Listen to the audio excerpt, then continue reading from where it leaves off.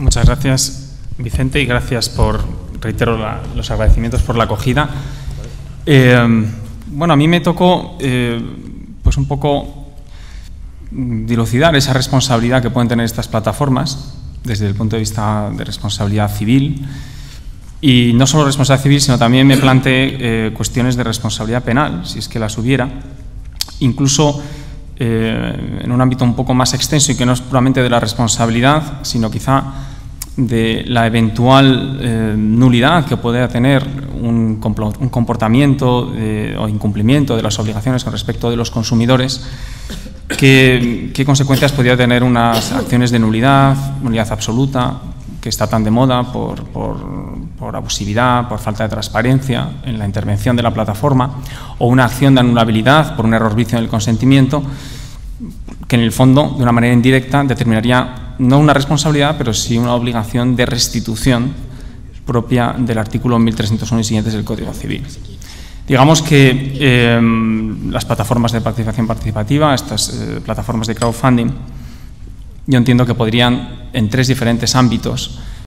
incurrir en procedimientos judiciales, por decirlo de una manera un poco amplia.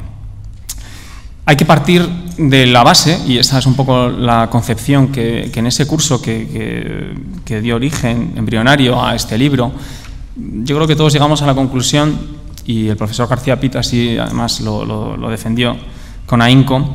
que, bueno, pues que la figura de las plataformas no es más que un corredor, hace una función de corretaje, de mediación, y que por lo tanto es un tercero externo que media en una operación jurídica de inversión o de préstamo, según los casos. Es un tercero ajeno a esta relación jurídica y eso tiene consecuencias, entiendo yo, desde el punto de vista de la responsabilidad en la que puede incurrir. A mí me gusta mucho establecer una equiparación entre lo que es estas plataformas y lo que es, por ejemplo, la bolsa de valores, por establecer un sistema quizá más cercano, una figura cercana, y aplicándolo también al mercado primario. Al igual que estas bolsas pueden buscar una financiación de las empresas, los promotores, los emprendedores, por medio de la emisión de nuevas acciones o participaciones y que lo ofrezcan a un público en general, de la misma manera también lo van a hacer estas plataformas. Es verdad que, siguiendo además las restricciones que establece el artículo 35.3 del texto refundido de la Ley de Mercado de Valores, no es necesario que emitan un folleto, no es necesario tampoco que intervengan sociedades prestadoras de servicios de inversión, y precisamente por eso, si observamos las limitaciones que establecen la Ley 5/2015, existen límites cuantitativos para estos proyectos, ya sea para los inversores no acreditados de 2 millones o para aquellos que son acreditados de 5 millones. También es como una de las premisas básicas, hay que tener en cuenta, como dice además la exposición de motivos, que las plataformas en ningún caso garantizan la solvencia y la viabilidad del promotor, del proyecto del promotor. Esta es otra de las ideas que yo creo que deben de iluminar qué responsabilidad pueden incurrir estas plataformas en determinados supuestos. A todos se nos ocurre en el caso de que esa inversión finalmente fracase.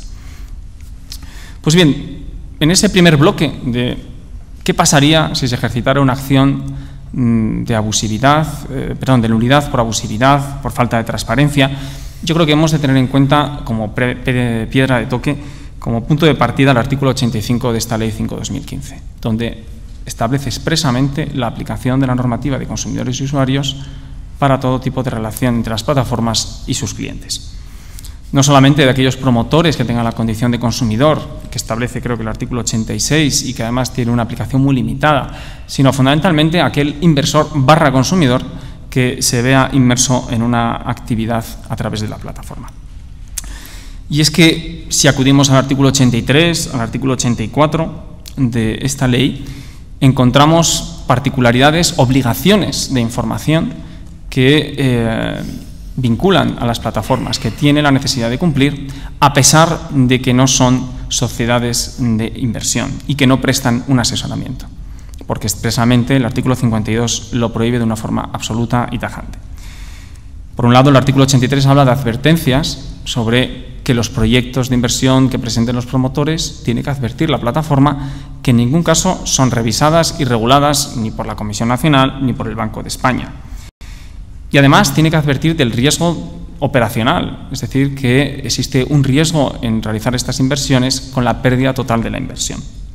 Esto unido al artículo 84, donde expresamente dice que tiene que recabar expresiones sobre que ha recibido información en relación con estas circunstancias, nos pone a las plataformas en una situación un poco delicada, porque es verdad que no tienen que prestar ningún tipo de asesoramiento, pero deben de cumplir con esta obligación regulada y regida por la Ley 5/2015. La pregunta es la siguiente y que a todos se nos puede plantear. ¿Y si no cumple con estas obligaciones, esa plataforma en qué tipo de responsabilidad incurriría? Podríamos hablar se podría ejercitar una acción de anulabilidad por el artículo 1301 del Código Civil respecto de una prestación del consentimiento viciada por parte del inversor. Yo entiendo que no, es la tesis que he defendido en el libro y considero que precisamente porque la función no es de asesoramiento, porque no le es aplicable directamente esta normativa y porque existe un contrato distinto del propio de mediación, que es el de la inversión, en el que únicamente ha tenido una intervención de poner en contacto y nada más, considero que las acciones que en el caso de que se hubiera producido una merma de información respecto a estas obligaciones que exige el artículo 83 y el artículo 84 de la ley, deberían de derivarse a una acción de indemnización de daños y perjuicios del artículo 1301 del Código Civil. No obstante, considero que hay cuestiones que quedan un poco al margen, pero que son de vital importancia. Por ejemplo, si en la elaboración de los canales de información para la contratación por parte de estas plataformas se incumpliera la normativa de transparencia y concretamente los artículos 60, apartado primero y tercero, donde establece cómo deben de ser estos contratos, qué información debe de suministrarte por parte de la plataforma, si incumplieran estas obligaciones, podría dar lugar a una acción de nulidad por ser un contrato de adhesión y por no cumplir la transparencia de la relación jurídica que existe entre el cliente, inversor y la plataforma. Esto conllevaría el arrastre de la nulidad, a su vez, de la inversión realizada en un determinado proyecto. Yo no lo tengo claro, no lo tengo tan claro y es una cuestión, yo creo que quizá excedería un poco de los efectos propios de la nulidad. Como el tiempo es breve, pasaría a analizar cuál es el segundo de los bloques donde podríamos hablar de una responsabilidad de la plataforma. Una responsabilidad civil, también basada en el artículo 1101 del Código Civil por responsabilidad contractual, donde lógicamente tenemos que ver el grado de diligencia en el cumplimiento de aquellas obligaciones plasmadas por el legislador en la Ley 5/2015. Algunas son más difíciles de derivar en responsabilidad, como podrían ser los que son llamados por la ley, artículo 51.1a, servicios principales. Hablamos de recepción, hablamos de selección y hablamos de publicación de estos proyectos. Si hay algún tipo de falta de control de la identidad de los promotores, según el artículo 67, o sobre la limitación de los proyectos de los promotores, el importe máximo en que pueden llevar a cabo sus promociones, o el límite temporal que establece la ley para que se puedan regular estas actuaciones, podremos hablar de algún tipo de responsabilidad. Ahora bien, concretar la responsabilidad de estos incumplimientos en un daño concreto me parece bastante complejo. Respecto a la selección de información, es verdad que además que el artículo 61.1a permite publicar los criterios de selección, con lo cual podríamos hablar casi de una causa de exoneración de responsabilidad civil. Únicamente cuando haya algún error en la presentación pública, que dice la ley que tiene que ser de carácter no exhaustivo, pero clara y cercana a los clientes o inversores, si hubiera algún tipo de error o manipulación u omisión relevante, podríamos hablar de esta responsabilidad. Pero quizá yo querría llamar la atención sobre lo que son servicios auxiliares. Los que son, por ejemplo, el servicio de análisis y clasificación, que antes hablábamos del scoring, establecer un ranking que puede hacer una plataforma sobre los proyectos que esté gestionando y sobre los que esté captando fondos. El 51.2 en su letra B establece determinar el nivel de riesgo, fijar lo que se llama un ranking. Ahí, ¿qué pasaría si los criterios de cálculo y de fijación de relevancia y de éxito que puedan tener estos proyectos no cumplieran una rigurosidad, no tuvieran rigor, fueran inexactos? ¿Podríamos hablar de algún tipo de responsabilidad? Yo creo que sí, que aquí se podría hablar de una responsabilidad donde aquel inversor que, fiándose en ese scoring, luego finalmente no se ha cumplido y sea muy evidente los errores o la manipulación que podría haber llevado a cabo la plataforma, podríamos hablar de una responsabilidad del artículo 1101 del Código Civil. Es verdad que también podríamos fijarnos en una posible causa de exoneración que establece el artículo 61.1f respecto de la publicidad con transparencia de estos cálculos para la fijación del scoring, de tal manera que siempre que se siga por parte de la plataforma estas circunstancias podríamos eludir la responsabilidad. Y luego tenemos una tercera obligación, fuera de lo que son servicios principales y auxiliares, que sería el principio de neutralidad. Es un principio general que se le aplica y que el legislador ha protegido de una manera especial. Si vamos al artículo 60, en su apartado primero, habla de un principio de neutralidad, de la imparcialidad que por la propia condición de mediador debe de guardar esta plataforma. Tanto respecto del conflicto de interés, que se tiene que respetar, los administradores no pueden hacer un uso indebido de la información que han tenido conocimiento, confidencialidad, y no solamente los administradores, sino también cualquier empleado o director general, etcétera. Artículo 62.2. Esto no es nada distinto de lo que respecto a los administradores se predica en los artículos 227 y siguientes de la Ley de Sociedades de Capital. Es el deber de lealtad que tienen los administradores. También podemos hablar del conflicto de interés que podría, por ejemplo, aplicarse a los socios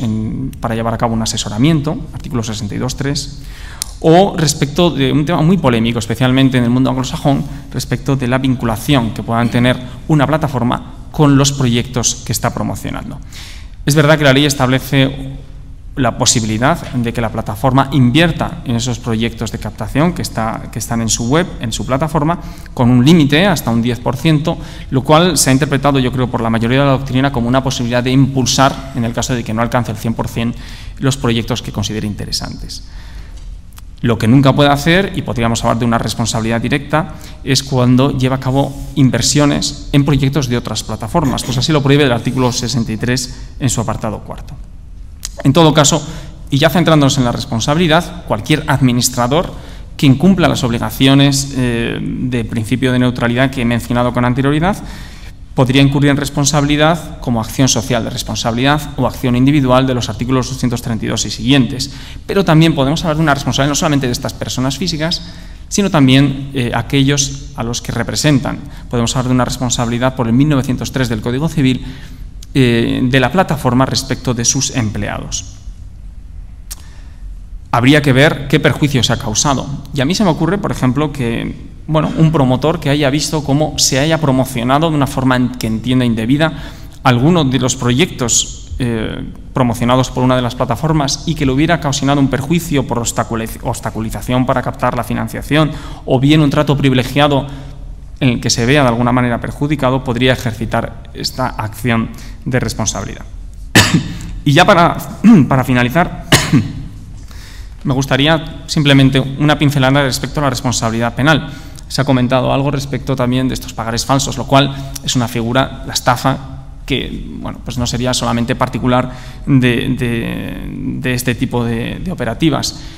Pero yo, y así lo hacía en el capítulo correspondiente, me centré un poco en las posibilidades, porque parece que uno, cuando está hablando del mercado, la inversión, etcétera, si pudiera alguno de los supuestos tipos penales más específicos podrían aplicarse a este caso. Yo me centré en el artículo 282 bis de la ley del Código Penal, la estafa a los inversores, y entendía que no era aplicable a las plataformas, puesto que lo que es un elemento básico es considerar que quien realmente facilita la información no es la plataforma.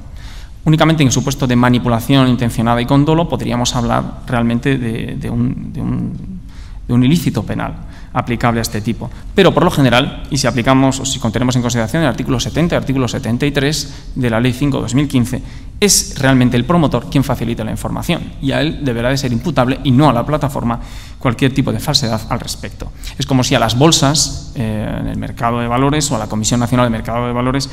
los consideramos responsables de las informaciones falsas o de las omisiones relevantes que pudiera tener la información que se suministra en cualquier tipo de emisión, lo cual no está previsto según el artículo 78 del texto refundido de la Ley de Mercado de Valores. Tampoco el artículo 285 sobre el abuso de una información privilegiada podría ser aplicable, y no solo porque no es aplicable, porque es verdad que hablamos de una obligación civil de respeto del principio de neutralidad, imparcialidad, etcétera, del artículo 60, sino porque si nos fijamos en el tipo penal, que es lo que realmente debemos hacer para encajar el tipo en el supuesto, se habla siempre de la afectación a la cotización, lo cual no sería aplicable a este mercado primario. Yo creo que la única responsabilidad, fuera ya de un supuesto de estafa burda, como la que ha comentado con anterioridad Alfonso, quizás sería el artículo 253 del Código Penal, un supuesto de apropiación indebida, puesto que al final la plataforma es un depositario, se le entrega una cantidad de dinero, tiene que cumplir un objetivo, y si finalmente no alcanza los niveles de satisfacción exigidos por la ley para llevar a cabo la promoción, tendrá que devolverlo a los inversores. Si no lo devolviera, incurriría en esta responsabilidad y por ello debería de purgar. Me han dicho que sea breve, espero no haberme excedido, así que le doy la palabra